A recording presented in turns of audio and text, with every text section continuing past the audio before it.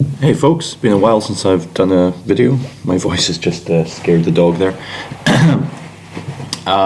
Bit hungover, but that's okay. Anyway, I was looking at euro dollar this week, and I saw something that instantly well, not instantly because it took a while to develop, but sort of got my attention, and it was this here. So we have a move up, a pause, a move up, and then price starts to kind of consolidate, flag, or call it what you will, and then it comes back down here again.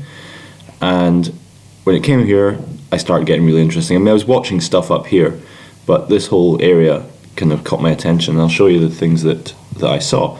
So the first thing that happened in there, and I'm going to have to jump between time frames because the markets aren't moving, so the little boxes I put on won't get thrown forward by my indicator. So I looked here at this area because this is where the kind of momentum has a last gasp pause, I guess, before it then shoots up again. So this is the move up, and then a bit of consolidation, and then move up once more. You see my indicator just threw the box forwards there. So what happens is price comes down and breaks under this box, which makes this area up here very interesting to look to take shorts, because if it comes back up to the kind of the source, if you like, of this move down, that's a great place to look for shorts. So looking in closer at that area, there's a few things I'm going to point out here, just which are pertinent, but not necessarily part of one trade. There's a lot of other things going on. So there's an obvious line of resistance along here, and at this point over here it gets broken. So price comes down and it has a think there, a little pause, and off it drops again. I would look to short this when price comes back up. When it comes back up here, I can't actually remember if I did short this. I think I did. Go short here when I saw this spike perhaps down, and price actually goes a bit higher, so it fakes this decision here, which makes that actually I'll put in a line, which actually makes this area here. No, I will put in a square. Let me see. So there's the decision, and it gets faked, and price drops away pretty hard, which makes this actually a very good QM level, Quasimodo level. Let me just change time frame so that gets thrown forwards. And you can see, sure enough, that when price comes back there, it drops off pretty hard. So you would say that here you get a break, and then, or engulf if you're an RTM person, and then comes back up and drops. And so this is your FTR, your failure to return back up again. So that in itself is a good entry point, this area here. So you'd really be looking. So there's two reasons that you'd have to go short at this point. But you'll notice, because it does breach, if you like, this decision, it leaves this area quite easy for price to move into afterwards. So I'd actually be very interested also in the next decision point up, which is this. Now, let me just change the time frame again. So this point, actually it's a bit higher, up to there. So this point is also an FTR, because your price goes up, pauses up, and then it drops pretty hard down, breaks this point, and then fails to return upwards. That's also a decision in itself to go down, so it's a drop-based drop. There's a few things going on there, but anyway, it's a point that's very worth watching. And those things are important because they are the decisions to break this, which is a pretty well-defined resistance line, or demand level, whatever you want to call it. Yeah, so there you go. That's reasons to go short there, and then those are the areas to go short. And the reason that you'd be looking for shorts subsequently up here is because you have this break here, which suggests the price wants to go down to at least this area here, perhaps just there. But anyway, it's a nice move if you can catch it. So sure enough, when price comes back up to this area up here, we're going to look at the 1 minute. You have a very nice 3 drives. So you have 1, 2, 3, and I did actually short right there, which felt pretty good to see that just drop off afterwards. It does come back up. It gives you another chance to get in with this nice little spike. That's a nice valid entry there. You get the spike and an immediate drop off. That's pretty much saying it's going to drop as well.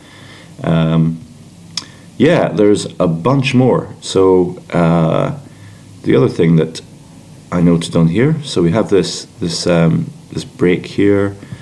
We also have this lower point, this nice decision that's under here. Just move my box down. So this decision, which is kind of like a break in momentum as well, before price decides to break this point. So it's all decisions. So you typically have a decision point where it breaks a previous high or low, and then you have a consolidation FTR, another decision point once it's broken that high or low, and then it moves on again. So you have these 2 points. And previously, this was very popular for people to, in this case, go long, would be this point down here. But now, this has become a very important point too. So the market has just changed in that way in recent years, in the last 18 months, 24 months. So that also becomes a point that's worth watching. And you'll see that it does, in fact, this is the area that holds this up. So it does break this, but it doesn't break this. So this is actually a good point to go long as well. And you have to look for reasons to do so at the point as well. So a lower time frame entry reason.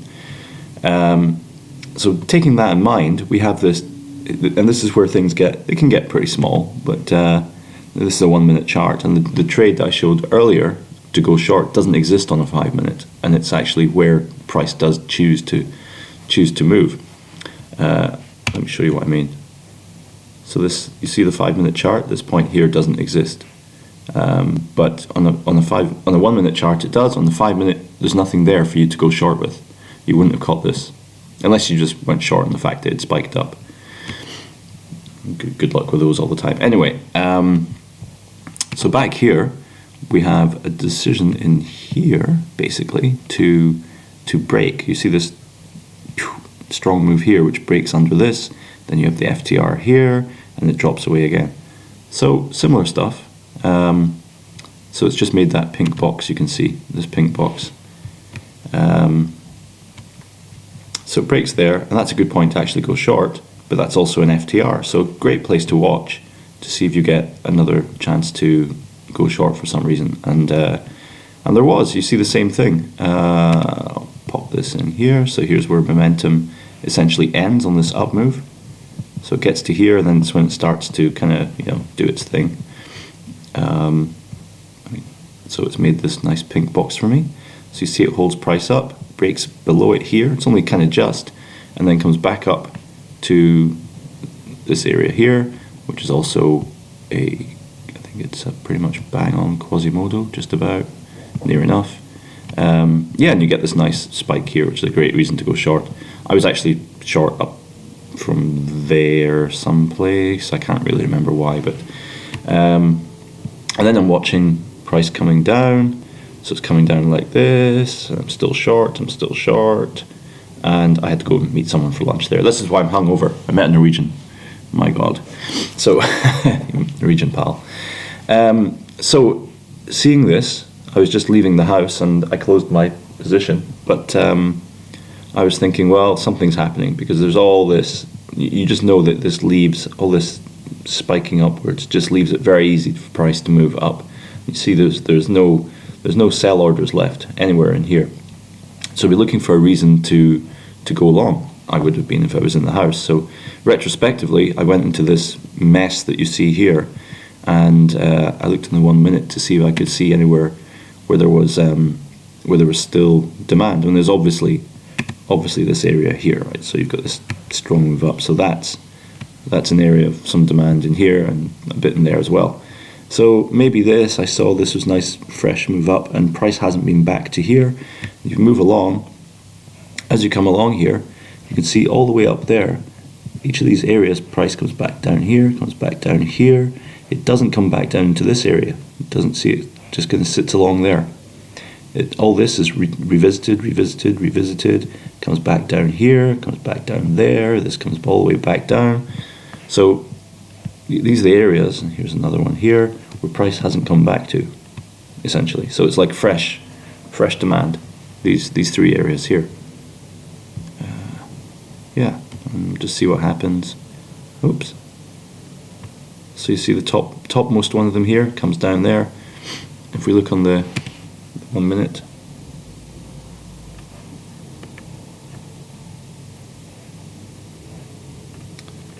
yeah, it's quite not so easy to see.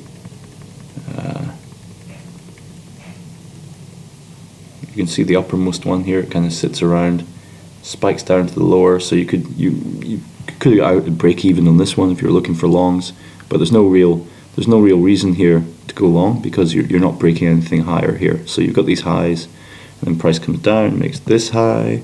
So still no real reason to go long here. It comes down, comes down, comes down to the next pink region that we've made, and from this one it comes up pretty hard, breaks this point, it breaks this point as well. So now you are really looking for a reason to go long, and back down here is where you're going to look to do that. And sure enough, you get some spikes there. Nice pointer, the price might go up, and what happens, it shoots off into space, which would be great if you can catch it, and it's not too difficult to do that. So now things are getting a bit messy here, so let me just take everything off. Now what becomes interesting is once you've had this hard move upwards, you can start to mark in the points where the momentum, if you like, starts to change. So you've got here, and we've got here. So this is all pretty exciting, right? So everyone's like, ah! But if you keep your head, you can mark in these areas where price is making changes. So these would be good places to look to take along, basically. So yeah, here if you went long, you can only really take it back to there, because what goes up must come down at some point, and you're not really sure where that's going to happen. So here are the points. So it makes, these are the things to watch, you know. So you've got this this point here, it holds up price, holds it up, and then here it breaks down through it. So the decision to do that is really there. Here it decides is really there, I should say. So here the decision's made to drop through there, and then when price comes back to this, you expect it to drop off, but it doesn't, and that's quite interesting. So you see when it comes back to this point, it doesn't drop, it actually fakes it out, which makes this an area to look for shorts. So this is a QM level, this black line that I've put in. So I would be looking for reasons to go short up in here when price comes back. And you can see again, this level I marked in, it comes down, it sits. Be looking for a reason to go long there. There isn't one, it breaks through, and you see it breaks through perfectly, boop, straight through, and then it pauses. There you go. So you've got decision here, and this is the FTR. And if you're playing small time frames, there's an FTR, it drops below, comes back, and that's a point to go short right there.